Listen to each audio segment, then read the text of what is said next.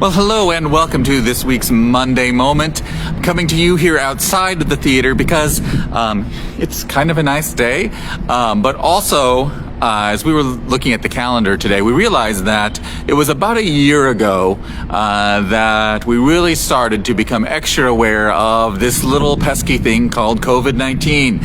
And we had no idea the impact that the pandemic would have on all of us, on all of our programming, on all of our lives over the course of the last year. So in the course of this video today, we're going to talk about some of the things that, that we've done in response to the pandemic and how it's impacted community players. But also we want to ask you, as you're watching a video either live or at another time, to put in the comments the things that you've seen community players do in the last year that you really liked. Some of the positive pandemic programming that we've put out there. Let us know what some things that stick out in your mind are. And so we're starting on outside the building right now because one of the things that we did, was this Share Your Smile this summer when we invited the community to come and do a pop-up mural of all the things that make them happy.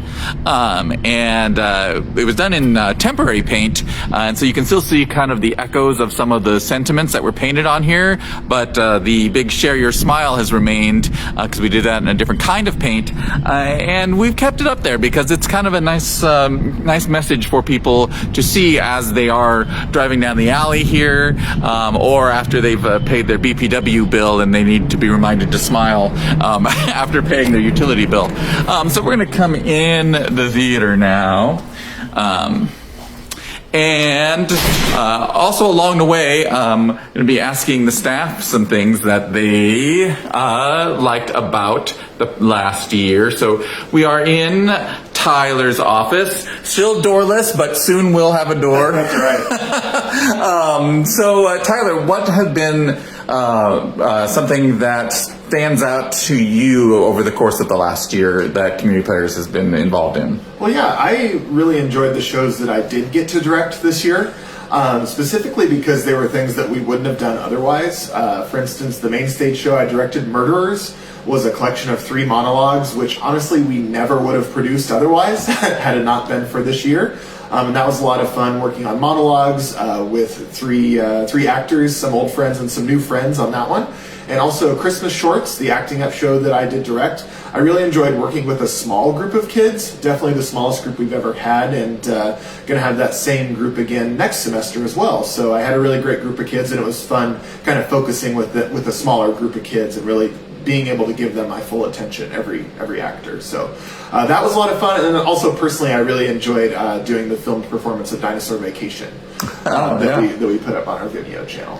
Yeah, and actually, speaking of the Acting Up program and looking ahead, because this video is also looking ahead as well as looking back, we've got Acting Up starting again here pretty soon, right? This week we're starting rehearsals for Once Upon a Pine, The Adventures of Pinocchio, and like I said, it's the exact same cast as my last Acting Up show, so I'm looking forward to working with them again and to getting a show going again. Awesome.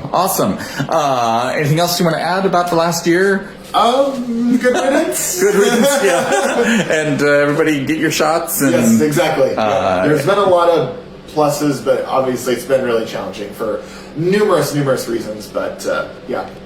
All right. Thank you, Tyler. I'll get out of your hair. Thank you. Without a thank you that I'm getting out of his hair. As we're walking through the green room here, something else that we've had the opportunity to do during the pandemic that we wouldn't have otherwise is, I should have turned on the lights in this hallway,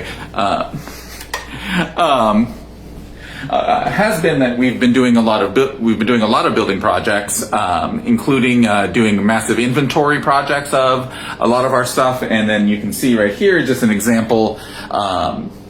You can see the QR code maybe on this lighting instrument because we've been going through and we've been inventorying, got all of our lighting equipment inventoried, we've got furniture inventoried, we are going to soon be inputting into the system our props and then moving on to costumes. So that's been a positive thing that we would not have had the opportunity to do had we been fully engaged in all of the programming going on. And then, we're here in the auditorium, which is also a lot cleaner than it normally is.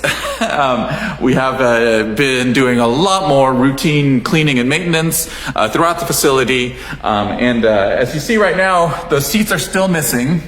As we did pull those seats out to allow for greater physical distancing. But I will mention, as again, we're looking to the future as well as the past, that this weekend we are doing, as I'm referring to it, as the Great Basement Move. Thanks to our friends at Brick and Mortar, we have secured some off-site storage for a lot of our set pieces and furniture pieces that we don't use frequently, but we also don't want to throw away. So we're going to be moving all of that stuff over there on Saturday morning, starting at 9 a.m. But we are also going to be bringing the seats that we've pulled. We are going to be bringing those back. They are currently stored in the same spot that we're going to be moving all the other stuff to. So we're going to be bringing the seats back this Saturday because we're going to have the manpower here, and the people's pickups are going to go over with something in them, and instead of just sending them back empty, we're going to fill them up and bring the seats back. So if you would like to help us out this Saturday starting at 9 a.m., we would appreciate it. And if you've got a pickup or a trailer or something, we would really appreciate it. Maybe we'll even give you some donuts. Yeah. And once again, let me just remind everyone who's watching us live, feel free to put in the comments anything the pandemic programming that the theater has put out in the last year that really stuck out in your mind, that you felt that you really enjoyed, maybe not enjoyed as much as, say, oh, Mamma Mia, but enjoyed the fact that we were offering it, or found it to be kind of a creative outlet for you. So we are moving up into the lobby now. And oh, look, behind her plastic partitions. Wait, we're gonna get the camera switched, maybe. Come on, finger, respond. There we go. Behind her partitions and masked is Elena. We need to make just these bulletproof too. Then you could be like, there you go. Protected in my sealed. Yeah. But so, Elena, what has stuck out to you in the past year as Community Players has adapted and made changes in response to the pandemic? Yeah, honestly, I think personally, obviously, it's been a wild year. I think that something that I've been really, really grateful for. Before all of this, it was really easy to, we were doing a show about every month. We were always looking forward to the next thing, like kind of on the grind. In this past year, with our shutdown or with doing smaller shows and limited capacity and stuff, it's really, really, really made me grateful for all of our patrons, all of our supporters, like whether you're here in person or watching online or donating, all of our donors and stuff. It's really made me appreciate and stop and not take for granted all of that support that we have here in our community and beyond. So that has been something that it's easy for me personally to take that for granted until you zero in on it and focus on just how much people support us. So that's really, really cool. Yeah. And speaking of people supporting us, I'm going to switch the camera back around, but I'll put myself in the frame with Elena here. So speaking of people supporting us, there are ways to continue to support us, including next weekend, as we do produce our in-person annual variety show cabaret fundraiser for the organization, and that is a great way for you to show your support. You can attend in person, of course, but also we will have live streaming available for this. This will be the first event that we actually live stream a performance, assuming that Jamie figures out how to use all the fancy video equipment. So you can buy either an in-person ticket with physical distance seating, or you can watch from home live as if you were here in the auditorium. And so that's the in-person tickets are available now, and the live stream will be available later this week. But also available now are the silent auction. We're doing something a little different with the silent auction this year. The silent auction will be available in person this year, but also you can start bidding on silent auction items now and support the theater. Elena, why don't you talk a little bit about that? Yeah. So it's actually a new, it's like a website that we're using now. It's called 32 Auctions. So you can we're listing our auction baskets that we usually have here in person and will be in person at the cabaret. But there's pictures of them and descriptions of them, and you can start bidding on them now, ahead of time. And then at the performance, if you're here in person, or you can do a proxy bid as well. If you're not going to be here, but you really want an item, you can bid ahead of time. But then we'll have live bidding at the cabaret too. So if there's something that you really want, that's on our website right now, on the cabaret page. You can start bidding. So if there's something on there that you really want, go ahead and start bidding now. Yeah, and so that's on our website, and BeatriceCommunityPlayers.com, and what's the cabaret page name? I think it's /2021 Cabaret. Okay, 2020/2021 Cabaret. We'll put a link in the comments after this video is over. So we're also looking ahead. Like I said, we're looking back and looking ahead. And there are several things coming up in the next couple of weeks. We also want to say thank you to everyone who attended Stuart Little last weekend. One of the things that we've been doing are these staged readings that we are filming and streaming. So if you missed Stuart Little this weekend, you can watch the filmed version of that starting on Friday. It'll be available for 3 days this weekend. We've got the cabaret coming up next week, and then audition now. Oh my gosh, I almost forgot about this. Audition now for the final show in our Readers Theater series, 12 Incompetent Jurors. So audition now for that. Information on those auditions are on our website. You can submit a video audition for that. And so you can be part of that show, which will go up at the end of March and stream the first week of April. And then the second week of April, we'll have Once Upon a Pine, Pinocchio. So there's just a ton of stuff happening here. We are definitely gearing back up to get fully engaged again as conditions continue to improve and as people get vaccinated.